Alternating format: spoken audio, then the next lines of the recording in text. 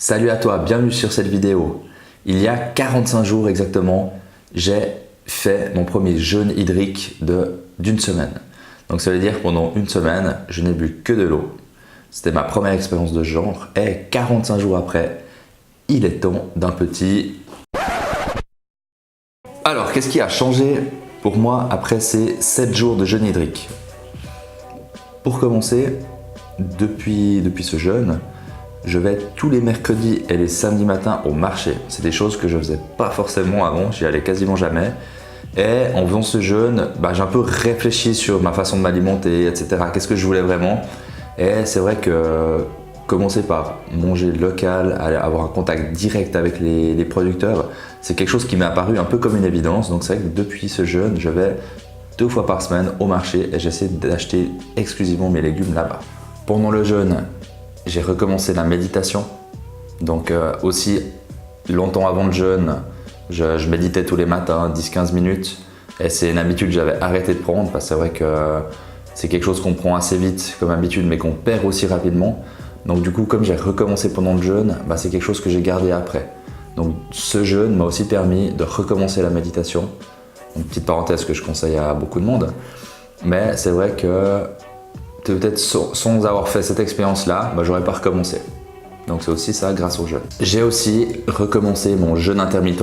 Donc bien avant le jeûne, je faisais du jeûne intermittent. Ça veut dire que on jeûne à peu près 16 heures, entre 16 heures et 18 heures par jour. Donc on saute un repas. Moi c'était le déjeuner. Donc je dînais à midi environ, puis j'essaie de souper assez tôt, vers 19 heures. Et depuis, j'avais un petit peu arrêté de le faire.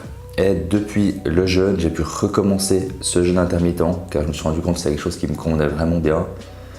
Il y a quelques exceptions, des fois je me fais un petit déjeuner, mais je dirais à 90% du temps, je fais ce jeûne intermittent.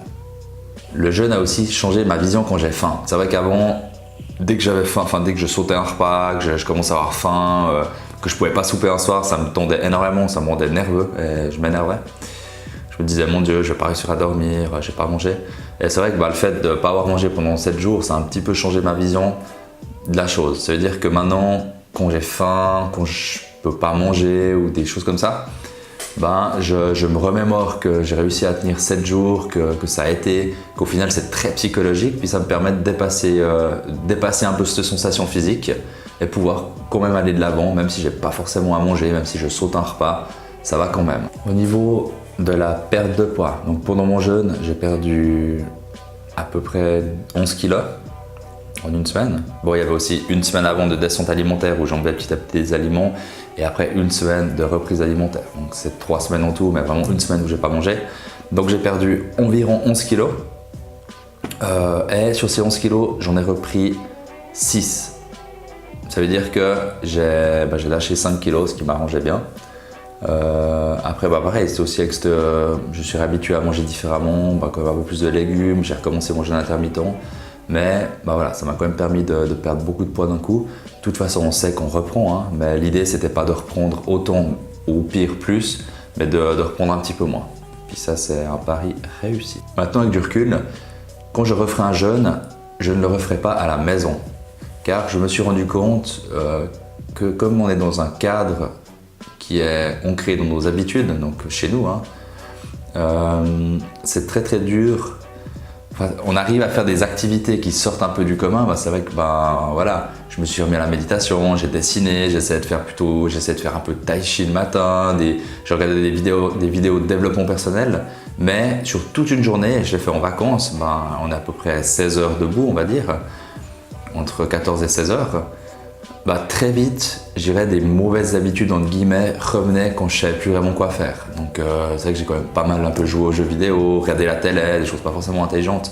Donc je pense que la prochaine fois, j'irai à la montagne, dans un endroit un peu isolé où je pourrais vraiment me sortir de ce cadre, qui n'est pas de télé, et limite pas d'internet. Et là, je pourrais vraiment me consacrer à ce jeûne et à ce que je ressens à ce moment-là. Donc je pense que la prochaine fois, je sortirai vraiment de ce train-train quotidien pour vivre le jeûne pleinement dans un endroit un peu hors du commun. Voilà, j'espère que cette vidéo, ce petit bilan t'a plu. Je ne sais pas si tu as remarqué au début de la vidéo, je t'ai mis le lien de justement ce vlog que j'ai fait sur mon jeûne hydrique. Donc si la qualité te paraît un peu moins bonne sur la qualité où je me filme pendant mon jeûne, c'est normal, j'ai tout fait avec mon smartphone.